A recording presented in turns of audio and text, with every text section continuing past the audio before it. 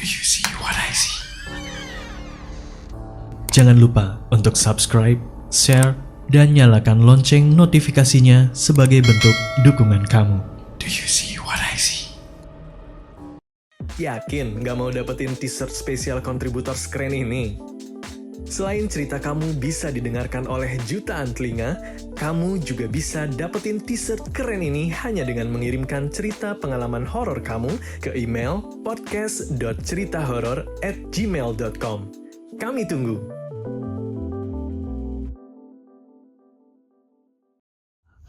Pengalaman yang akan gue ceritakan kali ini merupakan pengalaman yang menyadarkan gue bahwa sebenarnya gue adalah orang yang sensitif dengan mereka-mereka yang tak kasat mata.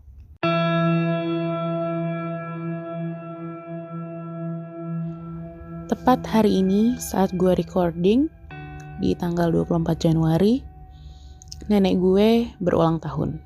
Jadi gue baru banget pulang dari rumah nenek gue. Dan karena kejadian yang akan gue ceritakan ini berlatar belakang di rumah nenek gue, jadi gue inget lagi.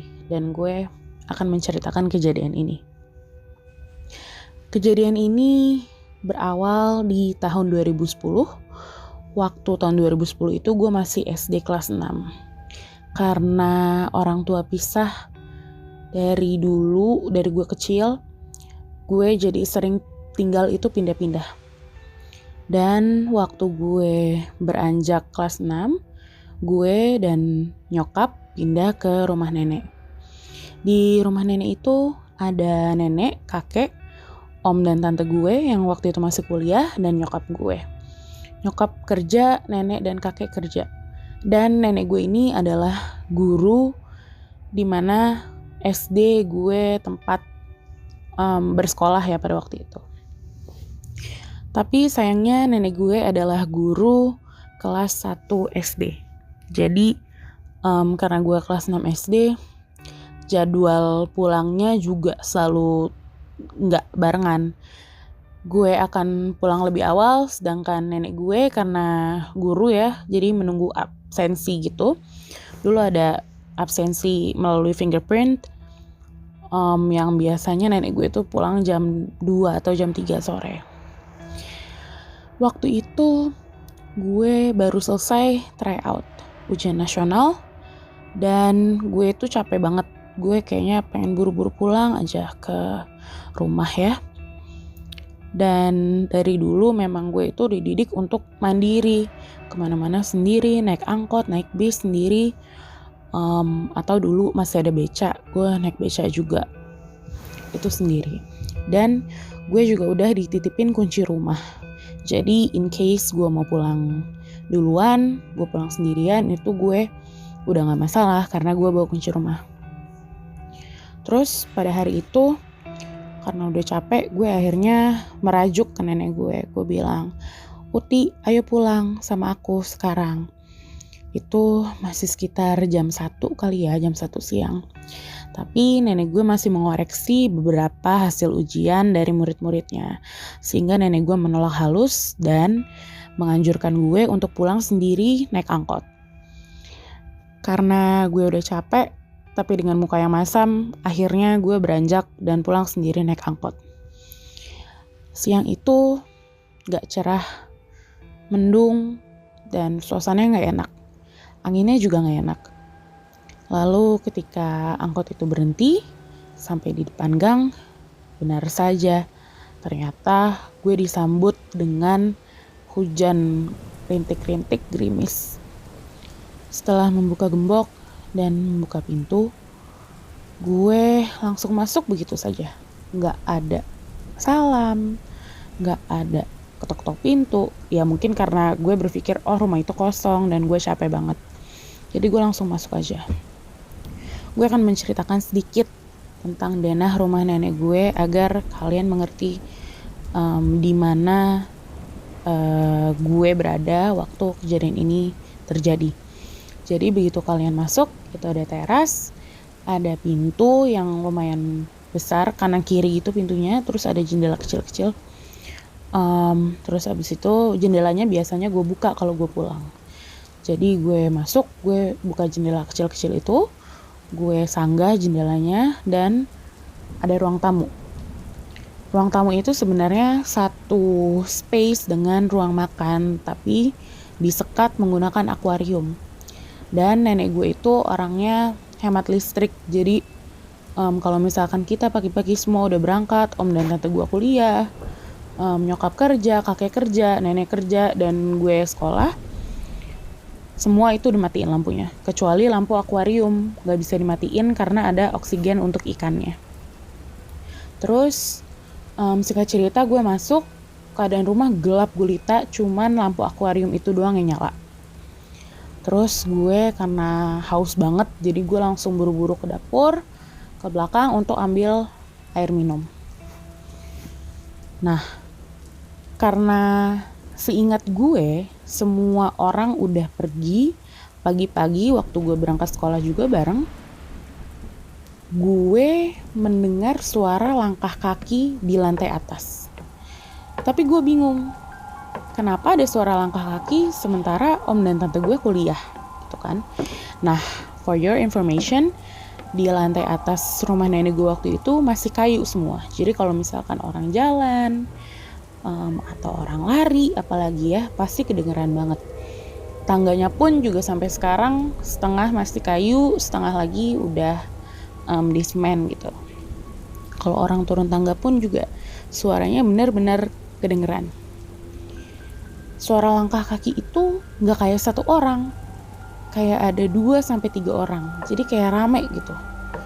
Gue gak menghiraukan karena gue masih asik di depan kulkas, ambil air dingin, ambil makanan ringan gitu ya. Terus abis itu gue kok lama-lama mendengar suara langkah kaki itu makin kenceng dan makin banyak orang. Karena agak gaduh gitu ya, meskipun gue di dapur di belakang, tapi ya karena lantainya kayu jadi kedengeran. Akhirnya gue jalan ke ruang depan, ke ruang makan, terus gue ngelongok gitu, masih gak kelihatan. Gue panggil om gue, Mas, tapi gak ada jawaban. Oh mungkin tante gue yang ada di rumah. Terus gue panggil tante gue, Mbak, gak ada jawaban juga. Oke, gue berusaha menghiraukan suara itu, dan posisinya di dalam rumah itu masih gelap gulita, gue belum menyalakan lampu satupun. Terus posisi tangga di rumah nenek gue itu berada di meja makan, dan tangganya itu zigzag. Jadi kalau misalkan kalian duduk di bawah tangga terus ngelongok ke atas gitu, danga, itu kalian akan melihat kayak suasana di lantai atas gitu, kayak kelihatan karena tangganya zigzag, jadi pandangan kalian nggak diblok sama tangga. Terus gue denger kok ada suara anak kecil di atas. Menurut gue itu udah aneh banget. Karena gue penasaran, tapi gue masih asik pegang minuman dan pegang makanan ringan, gue duduk di pinggir tangga itu dan gue ngelongok ke atas. Begitu gue ngelongok ke atas, gue melihat kepala manusia, bapak-bapak, dan wajahnya tuh pucet kayak tembok, pucet banget, dan mulutnya menganga lebar, matanya itu hitam, pandangannya kosong, dan hanya melihat gue. Gue di situ benar-benar nggak bisa bergerak, nggak bisa teriak, dan gue takut banget. Gue mungkin ada tatap-tatapan selama 5-6 detik gitu ya. Terus gue akhirnya tersadar dan kepala itu hilang begitu aja, bener-bener hilang. Gue langsung lari keluar ke teras dan gue berusaha untuk menelpon nenek gue, tapi waktu itu sinyalnya X, jadi nggak ada sinyal sama sekali. Dan ternyata di luar udah hujan deras. Jadi hujan sederas itu, ketika gue bertatapan dengan kepala yang menganga itu, gue nggak denger apa-apa, benar-benar blank, kayak nggak ada suara sama sekali. Tapi gue hanya melihat kepala itu. Sejak saat itu gue setiap pulang ke rumah gue selalu menyalakan semua lampu dan gue selalu tidak lupa mengucapkan salam. Gue nggak tahu ya apakah cerita ini ada hubungannya dengan keris-keris dan benda pusaka lainnya yang kakek gue pelihara dari dulu. Gue juga nggak tahu. Tapi gue akan menceritakan kejadian-kejadian lain di rumah nenek gue pada kesempatan-kesempatan yang selanjutnya. Gue Aden, stay safe, happy new year. Semoga kalian semua tetap sehat dan tetap dilindungi oleh Tuhan. Bye.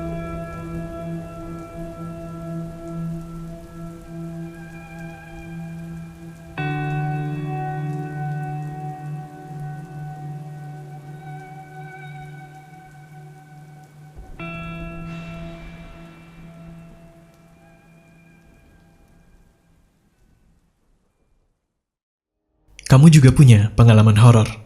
Kirim cerita kamu ke alamat berikut. Do you see